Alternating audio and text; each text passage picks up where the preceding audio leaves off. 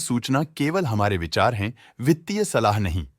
निर्णय लेने से पहले खुद शोध करें। किसी भी लाभ या हानि के लिए हम उत्तरदायी नहीं हैं।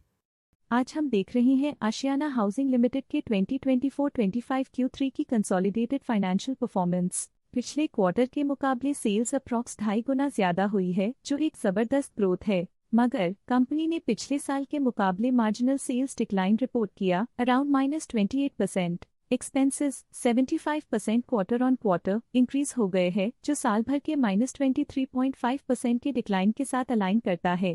क्वार्टरली एक्सपेंसेस के कंपैरिजन में सेल्स इंक्रीज होना दिखाता है कंपनी ने अच्छा परफॉर्म किया। हालांकि सालाना कंपनी को चैलेंजेस का सामना किया। ऑपरेटिंग प्रॉफिट, जो पिछले साल के कंपैरिजन में -47.5% डाउन हुआ है, क्वार्टर ऑन क्वार्टर अराउंड लगभग 2.5 गुना इंक्रीज हुआ है। Operating profit margin (OPM) annual basis पे -5% से डिक्रीज हुआ है और पिछले क्वार्टर के कंपैरिजन में 34.5% से इंक्रीज हुआ है। एक्सेप्शनल आइटम्स को ऐड करके अदर इनकम पिछले क्वार्टर के कंपैरिजन में -65% गिर गई, बावजूद इसकी ईयरली डिक्लाइन -63% हुई है। इंटरेस्ट एक्सपेंसेस पिछले क्वार्टर से लगभग 4 गुना अप हुआ, लेकिन ईयर ओवर ईयर इंक्रीज लगभग 9 गुना हुआ है। डिप्रिशिएशन कॉस्ट्स में क्वार्टरली -83% का डिक्लाइन देखने को मिला और ईयरली बेसिस पे -79% का डिक्रीज देखा गया। Profit before tax annually -57% decrease हुआ, लेकिन प्रीसीडिंग क्वार्टर से लगभग 2.5 गुना बढ़ा है। इस साल कंपनी ने 19.5% टैक्स पे किया और क्वार्टरली कंपनी ने 27% टैक्स पे किया है।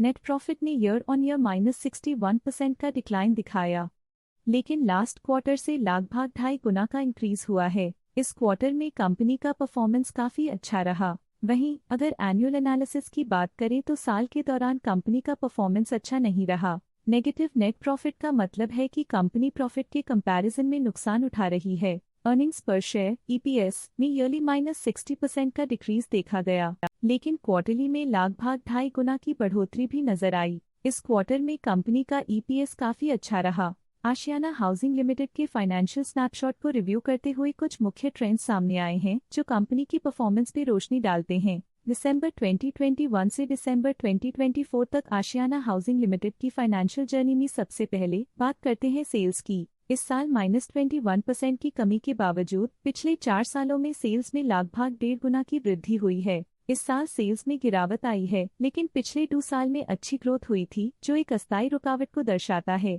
अब बात करते हैं एक्सपेंसेस की। इस साल एक्सपेंसेस -15% घाट गए हैं, लेकिन 4 सालों में लगभग 1.5 गुना का इजाफा हुआ है। इस साल हालांकि एक्सपेंसेस सेल्स से थोड़ा ज्यादा बढ़े हैं, मगर ग्रोथ रेट्स का करीब होना स्टेडी ऑपरेशनल कॉस्ट को दर्शाता है। इस साल ऑपरेटिंग प्रॉफिट -75.5% कम हुआ, लेकिन पिछले 4 सालों में लगभग 2 गुना का इजाफा हुआ है। इस साल ऑपरेटिंग प्रॉफिट में कमी आई है, लेकिन पिछले 2 साल की वृद्धि रेजिलियंस को दर्शाता है, जो एक अस्थायी मार्केट को संकेत करता है। इस साल नेट प्रॉफिट में -80% की गिरावट हुई, लेकिन पिछले 4 सालों में लगभग 1.5 गुना की बढ़ोतरी हुई है, जो कंपनी की मजबूती दिखाता है। इस साल नेट प्रॉफिट में आई कमी के बावजूद पिछले सालों में हुई पॉजिटिव वृद्धि एक अस्थायी मार्केट एडजस्टमेंट को दर्शाता है। इस साल EPS में -80% की कमी के बावजूद लंबी अवधि में देखा जाए तो लगभग 1.5 गुना की मजबूत वृद्धि हुई है। इस साल EPS में कमी आने के बावजूद पिछले सालों की ग्रोथ कंपनी की मजबूत ओवरऑल परफॉर्मेंस को अंडरलाइन करती है। चलिए अब बात करते हैं शेयर होल्डिंग पैटर्न की। आशियाना हाउसिंग की शेयर होल्डिंग रिपोर्ट्स कुछ इस प्रकार की हैं, जो दिसंबर 2024 के 31 तक चलता है। ये रिपोर्ट कंपनी के शेयर्स की डिटेल्ड जानकारी देता है, जिसमें promoters, promoter groups, foreign investors, public investors और सरकारी एंटिटीज शामिल हैं। पब्लिक द्वारा हेल्ड शेयर्स का परसेंटेज 23.58% से इंक्रीज होकर 2024 के दिसंबर में 23.67% तक का इंक्रीज से देखा गया।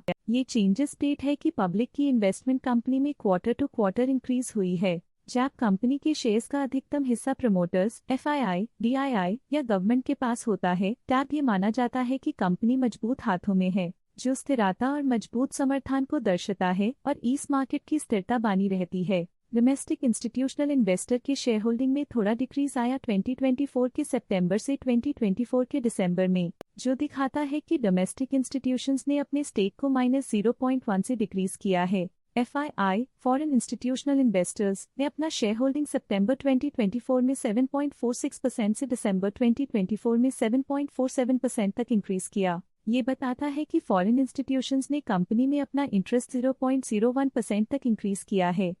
ये था कंपनी का करंट शेयर होल्डिंग पैटर्न। आज के लिए फाइनेंशियल सेक्टर में इतना ही।